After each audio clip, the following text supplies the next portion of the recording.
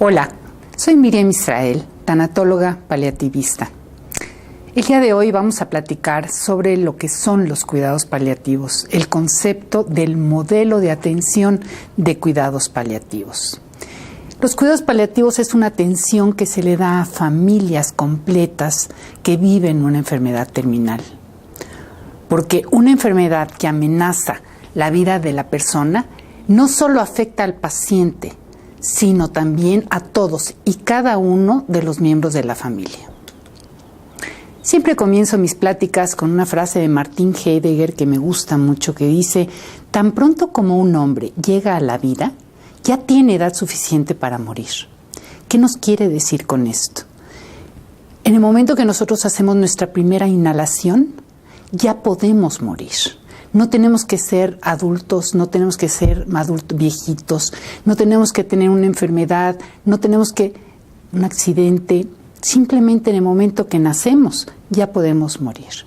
Y los cuidados paliativos es una bendición el poder trabajar con un paciente que tiene una enfermedad en fase terminal. La definición que dio la Organización Mundial de la Salud en el año 2002 en relación a los cuidados paliativos es el cuidado activo y total de las enfermedades que no tienen respuesta al tratamiento curativo, siendo el objetivo principal conseguir la mejor calidad de vida posible para los pacientes y sus familias. El concepto de medicina paliativa es que reconoce el proceso de morir como algo natural.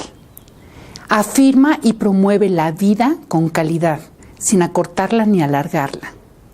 Proporciona bienestar, confort y soporte para que el paciente esté libre de dolor y síntomas. Prepara a morir en conciencia, autonomía y dignidad, manteniendo al paciente durante el mayor tiempo posible de forma autónoma. Es un cambio de enfoque de sanar para cuidar. Es dejar de seguir un tratamiento curativo para darle el confort al paciente. Debe de quedar muy claro que no se trata de ausencia de tratamiento, ni de eutanasia, ni de acortar la vida del paciente, ni de acelerar su fallecimiento, sino por el contrario, se trata que el paciente viva hasta el último día con la mejor calidad posible y que la familia no se desgaste, tanto física como emocional y materialmente. ¿Cuáles son los elementos para modificar el tratamiento de curativo a paliativo? Yo podría decir que en el momento que sale la primera metástasis, ¿sí? Ya estamos hablando que la enfermedad está fuera de control, va en avance, va en avanzada, ¿sí? No se está controlando, no se está mejorando. Entonces, cuando hay una presencia de una enfermedad avanzada, progresiva, incurable, que está fuera de control, que la falta de posibilidad razonable de una respuesta al tratamiento curativo, y cuando el pronóstico de vida es inferior a 6 meses, entonces es el momento de entrar al programa de cuidados paliativos, que repito, no es dejar de hacer, sino es hacerlo desde otro ángulo, desde otro enfoque. Es buscar la calidad de vida del paciente y de su familia. ¿Cómo lo hacemos? A través de, primero, el control de síntomas. Una persona no puede hablar de emociones, de amor y de cariño cuando tiene un dolor físico. Y entonces lo primero que tenemos que hacer es controlar los síntomas físicos. Hay que dar apoyo emocional para ver cuáles son los pendientes que tiene el paciente. Lo primero que podemos hacer es preguntarle: ¿qué tienes pendiente? ¿Qué necesitas para concluir, para cerrar, para poder estar en paz? Muchas veces los pleitos con la familia, el problema con un hijo, con una discapacidad. Hay que ver las parejas. Tienen 60 años de casados y el viejito no puede morir porque tiene el pendiente de qué va a hacer de su viejita.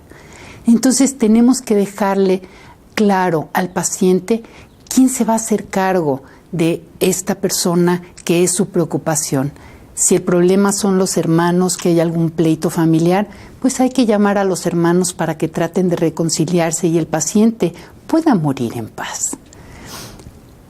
hay que abrir una comunicación, no se vale hacer la conspiración del silencio, ni tú me dices lo que sientes, ni yo te digo lo que siento, y cada quien vivimos nuestro dolor a nuestra manera. Al contrario, es momento de acercarnos, platicar y hablar abiertamente. Hay que hacer un reajuste en la organización familiar. Si la persona que está falleciendo es mamá, bueno, vamos a ver quién se va a hacer cargo de lo que ella estaba haciendo. Si la persona que va a fallecer es papá, ¿quién se va a hacer cargo del proveer y de hacer las cosas que papá hacía? Sí, pero eso lo podemos hacer con tiempo. Por eso digo que los cuidados paliativos es una herramienta que nos da la vida, ¿sí? Para poder cerrar y concluir de la mejor manera posible la vida del ser querido. ¿Cómo lo hacemos? Las estrategias en cuidados paliativos. 1 es control del dolor físico y de los síntomas que se acompañan conforme va avanzando la enfermedad. 2, que nuestra información sea clara, entendible y anticipada tanto al paciente como a la familia. Que la familia y el paciente tengan la misma información. Muchas veces decimos, no le quiero decir a mi papá que tiene una enfermedad porque no vaya a ser que se deprima. El paciente lo sabe cuando tiene una enfermedad. Lo que necesitamos es decirle, no estás solo en esto y yo estoy a tu lado.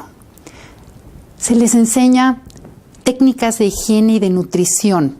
Cómo lavarle los dientes. Es importantísimo nunca dejar de lavar los dientes porque si no lavamos los dientes se genera una infección en la garganta y si se genera la infección en la garganta el paciente ya no puede deglutir, entonces ya no puede tomarse los medicamentos.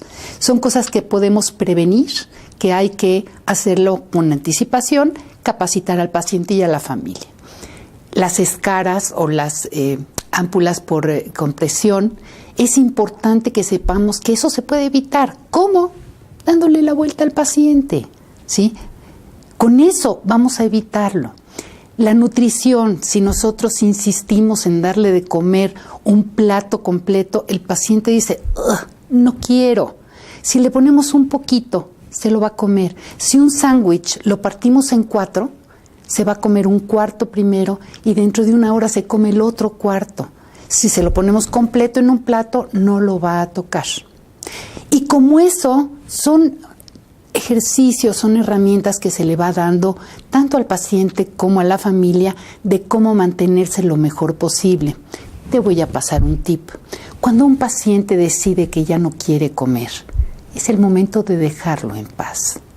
No lo presionemos para que coma porque nosotros creemos que si come se va a mejorar, pero al final del camino esa comida ya no la necesita porque está en un estado ya de que no se está moviendo, ya no quema calorías, ya no está quemando, ¿sí? Las calorías, y entonces nosotros tenemos la necesidad que coma, pero es por mi necesidad de saber que estoy haciendo algo, no porque el paciente lo necesita. En el caso está la hidratación. Nosotros muchas veces le pedimos al médico, por favor, póngale suero para que se hidrate. Cuando el paciente realmente ya no necesita, estamos hablando de 24, 48 horas antes del fallecimiento y me ha tocado llegar a una casa y ver que el paciente está amarrado a una cama porque la familia tiene la necesidad de darle hidratación, pero el paciente ya no lo necesita. Entonces, pero el paciente ya no lo necesita. Seamos conscientes de cuáles son mis necesidades y cuáles son las necesidades del paciente. Y enfoquémonos en lo que el paciente necesita, no en lo que yo necesito. Porque enfoquémonos en las necesidades reales que puede tener el paciente, no en lo que yo creo que necesita. Pregúntale, ¿quieres comer? ¿Quieres agua? ¿Sí? El hidratarlo, le podemos poner un poco de agua en la boca o con una gasa mantenerle húmedo o ponerle grasa en sus labios y de esa manera lo vamos a tener humectado. Hay que evitar el desgaste físico, psicológico, emocional y económico de la familia, y hay que ayudarlos para que ellos se organicen. Tiene que salir de ellos, que unos duerman mientras los otros están despiertos, que el que se va a trabajar ayude, sí, con la cuestión económica, mientras los que se quedan en la casa ayuden en las cuestiones de la casa. Porque lo peor que podemos hacer es que cuando mi paciente duerma, yo me pongo a hacer el quehacer de la casa. Yo como cuidador primario tengo que descansar en el momento que mi paciente se va a descansar. Lo vamos a ver un poquito más adelante. Una de las estrategias que usamos en cuidados paliativos es la promoción del diálogo paciente-familia. Hablar con claridad, decir cómo te sientes, limpiar, cerrar, concluir, honrar, agradecer, perdonar y dejar ir. Lo vemos más adelante. Otra de las estrategias que es muy importante es anticipar los usos y costumbres de su comunidad. ¿Qué es lo que ellos acostumbran? ¿Qué quiere el paciente? ¿El paciente quiere que se entierre o quiere que se creme? ¿El paciente quiere irse a su pueblo o se quiere quedar? ¿Qué es lo que quiere hacer el paciente? Y si tenemos la oportunidad, con anticipación, contratar la agencia funeraria. Nos va a costar más trabajo y lo vamos a hacer con menos dolor que si lo hacemos cuando ya tenemos la persona fallecida. Todo esto que les estoy diciendo, por supuesto, no lo puede llevar a cabo una persona.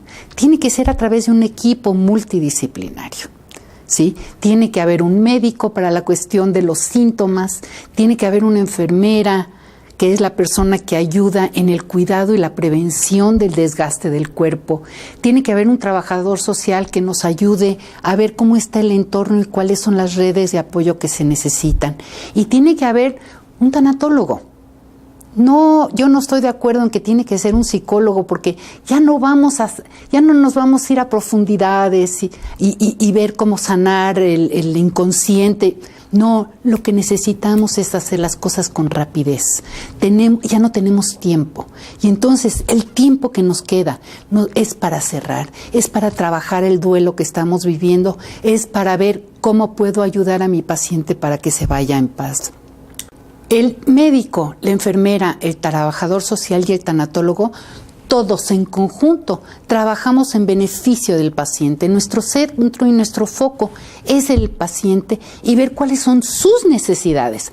Repito, no nuestras necesidades, sino las del paciente. Es importante que cuidemos a nuestro cuidador. De por sí, lo vamos a ver un poquito más adelante, el enojo que se vive por el duelo que se está viviendo, pero ¿y contra quién se ve el paciente? Contra quien más confianza le tiene. Y ese es el cuidador primario.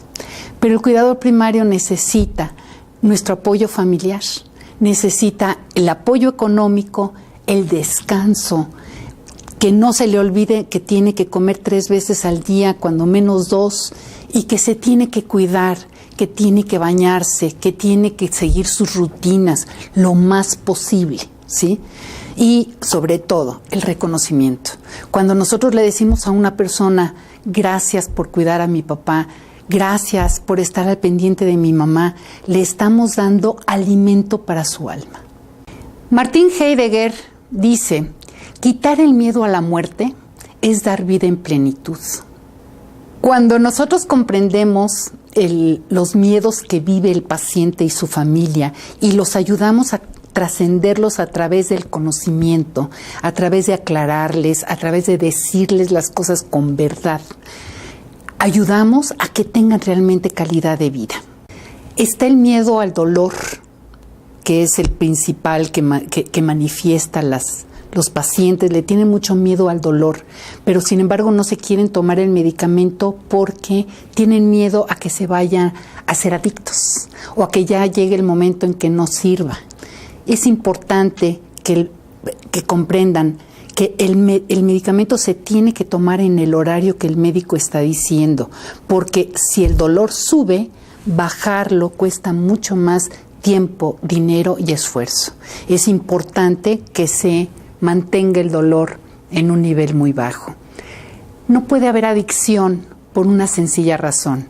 El medicamento que se le está dando, a pesar de ser morfina y a pesar de la magnitud del medicamento, no está atendiendo una cuestión emocional, está atendiendo la cuestión física. Y cuando nosotros entramos en adicciones es porque estamos necesitando algo emocional, estamos llenando un hueco emocional. Y entonces no hay forma. Y si en algún momento dado el paciente empieza a hacerse adicto a la morfina, ¿cuál es el problema? Está viviendo la última etapa de su vida. Lo que no se vale es que le demos un placebo. Lo que no se vale es que le demos un terrón de azúcar como si fuera el medicamento. Si un paciente dice me duele, crean, le está doliendo. El paciente le tiene mucho miedo a la soledad, pero al mismo tiempo quiere estar solo. Y entonces hay que preguntarle, ¿quieres que te acompañe o quieres estar solo? Voy a estar aquí afuera, ¿sí? Si quieres me llamas y si no, pues estate solo un ratito. O llegar y decirle, ¿te puedo acompañar a ver la televisión? El programa que él quiera, por favor, no el programa que tú quieras ver. Si le vamos a poner música, ponle la música que a él le guste. Permite que viva sus últimos días a su gusto, no a tu gusto. Es bien importante este renglón. Es importante, por ejemplo, para ellos el no perder un significado en la vida y hablar con sus seres queridos de forma abierta. Cómo se siente, qué es lo que está sintiendo, qué pendientes tiene. Porque cuando empiezan a hablar de los pendientes, nos da miedo que se vaya a morir. Y entonces le decimos, no hables de eso, tú échale ganas. La frase échale ganas me parece que es realmente denigrar al paciente. Aún necesito yo decirte que le eches ganas para que tú le eches ganas. Cuando nosotros le decimos al paciente, échale ganas, le estamos generando un dolor como que no reconocemos que ya le está echando las ganas, ¿sí? Evitemos esta frase de échale ganas, porque es algo que les duele en el fondo a ellos. Le tienen mucho miedo a morir sin dignidad y le tienen miedo a lo desconocido. Y entonces cuando nosotros podemos explicar, ¿sí?, la parte práctica, la parte física que habla de, y esto es una teoría que yo la escuché y me encanta porque le encuentro lógica. Dicen mis maestros que nosotros somos un cuerpo espiritual viviendo una experiencia física. Y entonces este cuerpo físico, adentro está la energía, que es la que nos permite movernos, ¿sí? Cuando el cuerpo ya no está funcionando de forma correcta, cuando el cuerpo ya está deteriorado, es como una velita que se va consumiendo. Y entonces llega el momento en que el cuerpo físico se queda sin vida porque el alma sale. Y entonces esto de que es el cuerpo físico es lo que vamos a enterrar, es lo que vamos a cremar. Esto es lo que ya vamos a desechar. No es que voy a quemar a mi papá ni a mi hijo, voy a cremar el cuerpo a través del cual se manifestaba mi hijo. Pero eso es una cuestión religiosa, espiritual, energética, como le quieras llamar. Si casa con lo que tú crees, bien, tómalo. Si no casa, deséchalo. No pasa absolutamente nada, ¿sí? Son teorías que a mí, en lo personal, me han ayudado para comprender lo que está sucediendo. Entonces, llegando a una conclusión, dice, cuando el médico considera que ya no hay nada que hacer, y lo pongo muy entre comillas porque esto de ya no hay nada que hacer, pues es muy relativo, ¿no? Ante una enfermedad que avanza y que ya no responde más al tratamiento curativo, bueno, es el momento de cambiar el enfoque, de buscar la curación, ¿sí?, a buscar la sanación y el bienestar del paciente. Ya no podemos sanar su cuerpo, entonces vamos a darle confort, vamos a darle bienestar. Es el momento de entrar al programa de cuidados paliativos. La sedación paliativa, la primera vez que yo escuché que un paciente estaba pidiendo que lo durmieran, yo dije, pues ¿qué será un perro como para que lo duerman porque ya no puede seguir viviendo? ¿O un animal? Pero me fui a investigar y encontré lo que es la sedación paliativa.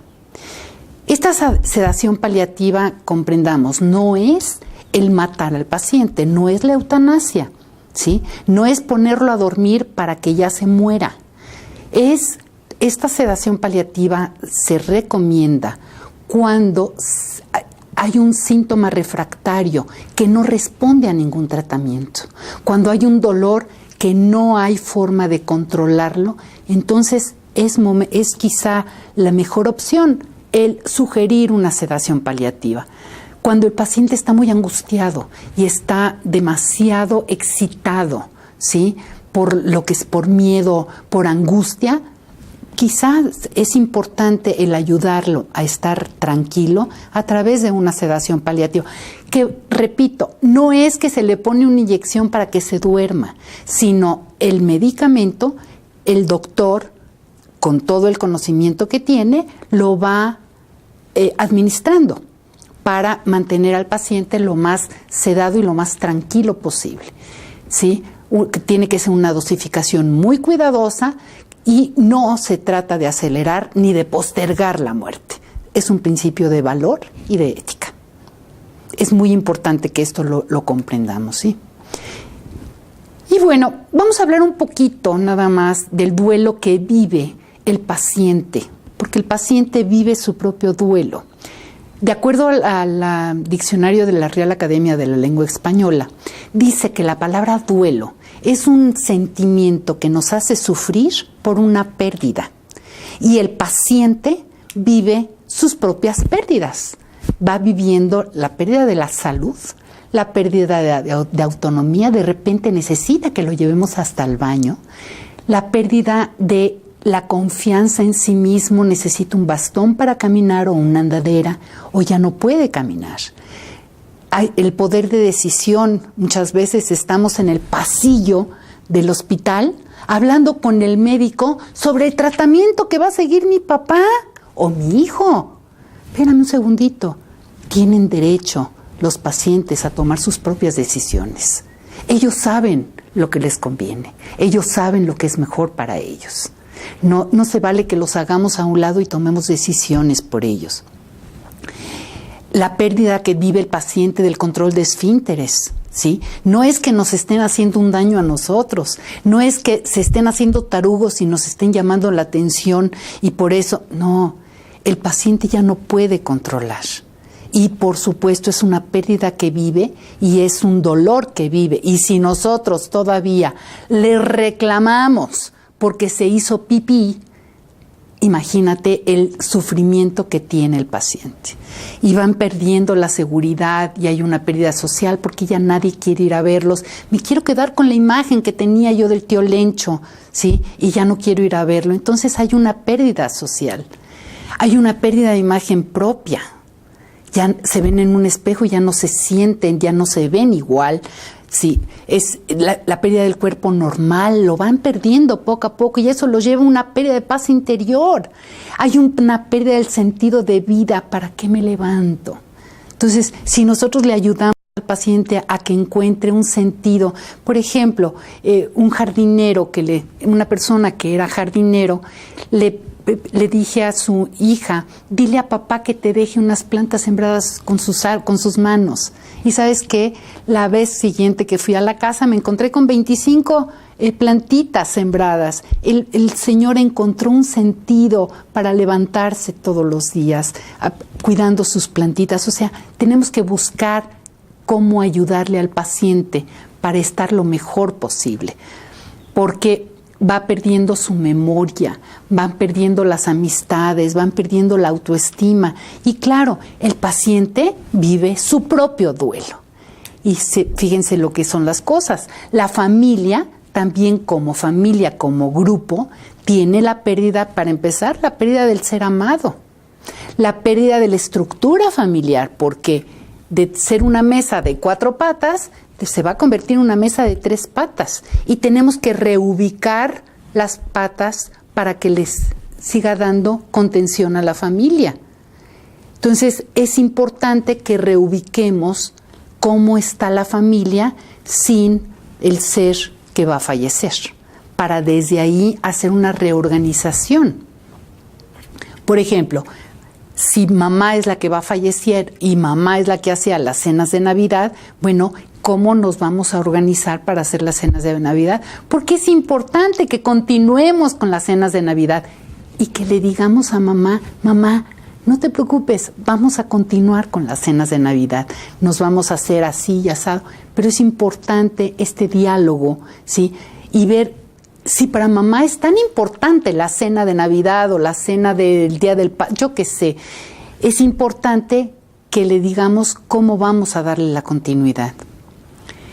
Hay una libertad, la familia tiene vive el duelo porque hay una pérdida de la libertad de las actividades. Ya no puedo ir al cine con mis amigos, ya no puedo hacer, ya no puedo. Y eso genera enojo en mí.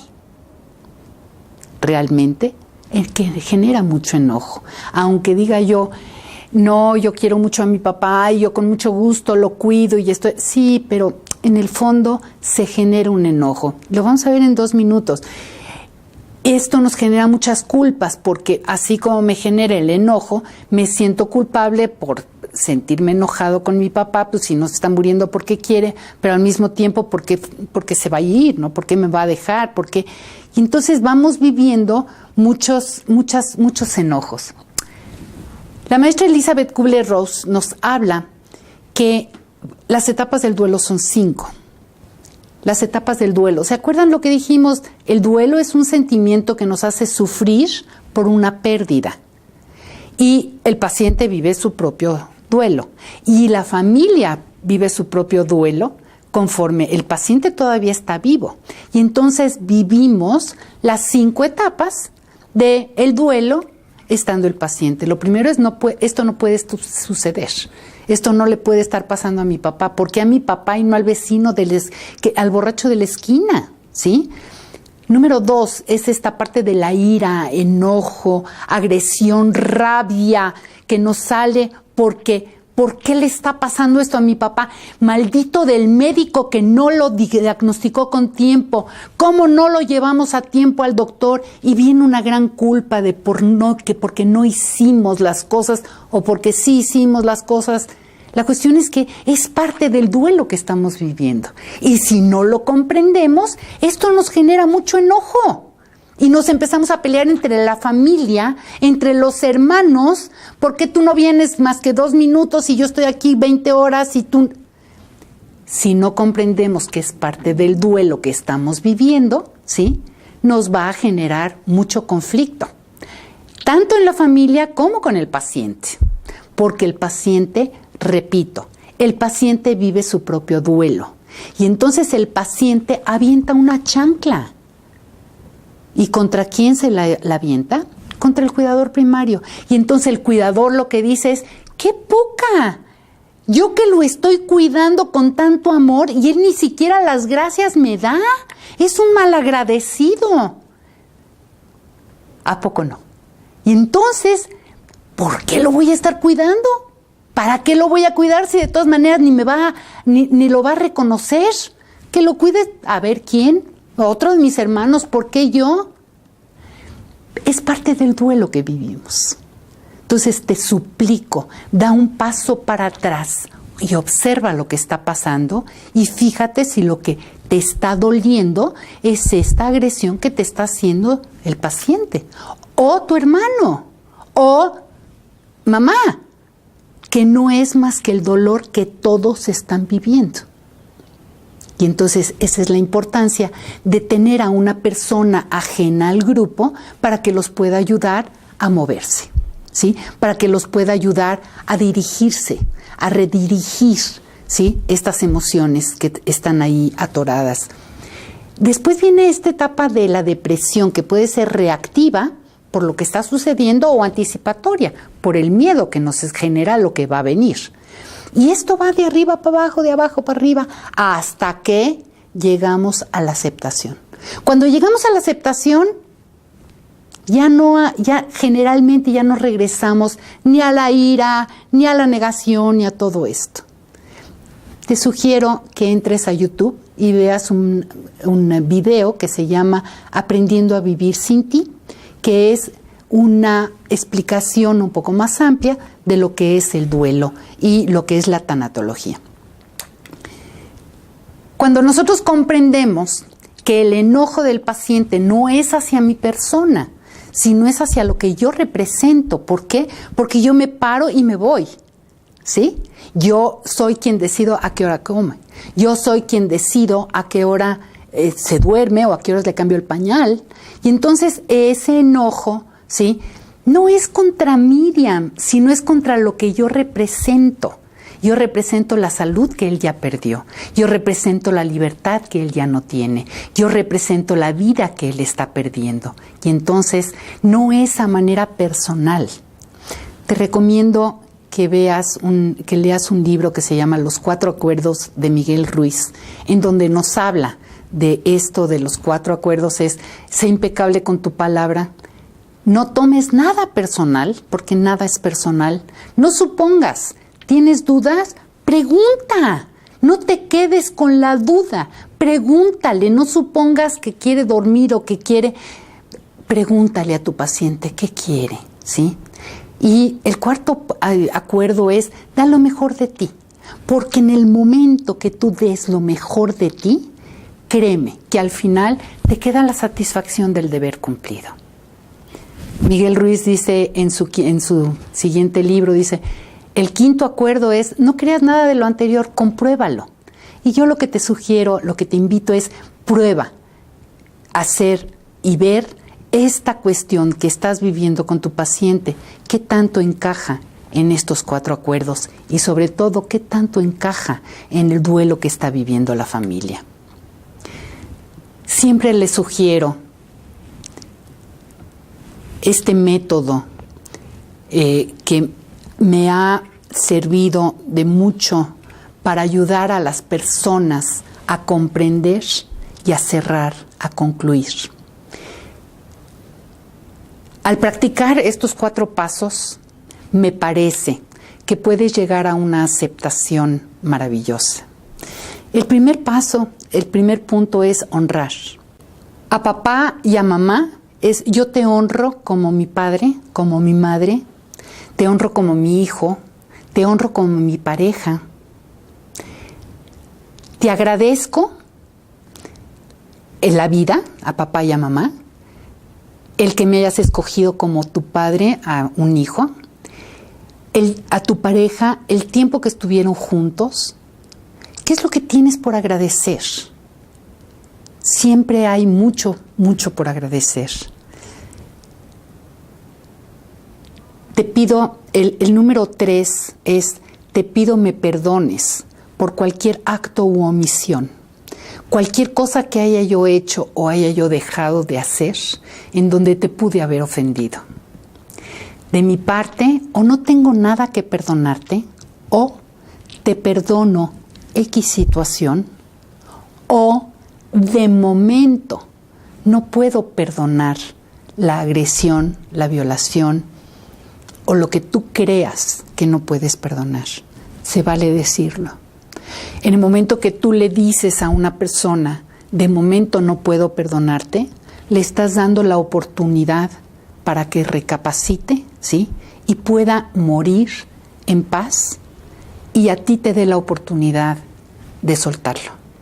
Porque si tú no perdonas, el que se queda anclado eres tú.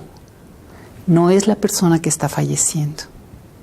Si tú no logras perdonar, tú eres quien no sueltas. ¿Sí? El 4.º punto, que es el más difícil de todos, pero es el más sanador, es: por el gran amor que yo te tengo, cuando sea tu momento, para mí va a estar bien de que te vayas. Gracias a lo que tú me enseñaste, gracias a lo que tú aprendí de ti, gracias a lo que compartí contigo, tengo las herramientas suficientes para salir adelante. ¿Que me va a doler? Claro que me va a doler. pero voy a salir adelante. Entiende bien este punto. No es que ya quiero tu cama, no es que ya quiero la herencia, no es que quiero que te mueras porque yo ya estoy cansada. No. Es por el gran amor que yo te tengo, que yo te dejo ir. ¿Sí? En México existe una ley de cuidados paliativos. Desde el año 2009 salió el 6 de enero en el Diario Oficial de la Federación, en el artículo 166 bis de la Ley General de Salud, en donde se crea un título octavo bis denominado de los cuidados paliativos a los enfermos en situación terminal. O sea, ya está dentro de la ley la posibilidad y la obligatoriedad de las instituciones para dar cuidados paliativos. Salió la norma el día 9 de diciembre del año 2014, en donde es una obligatoriedad de los institutos el brindar cuidados paliativos, ya sea dentro de los institutos o supuestamente en el domicilio. Pero ya existe la ley. La cuestión es que poco a poco se está implementando en los institutos. Ya hay varios que yo sé que lo están dando de una forma fabulosa, de acuerdo a las posibilidades. Existe una institución que brinda cuidados paliativos domiciliarios, que también es maravillosa. Y entonces, lo importante es que comprendan que no están solos. Habemos todo un equipo, habemos todo un mundo de personas que nos interesa trabajar en cuidados paliativos, que nos interesa difundir las bondades de los cuidados paliativos y desde ahí ayudarlos a vivir con calidad hasta el último día de su vida. Muchísimas gracias.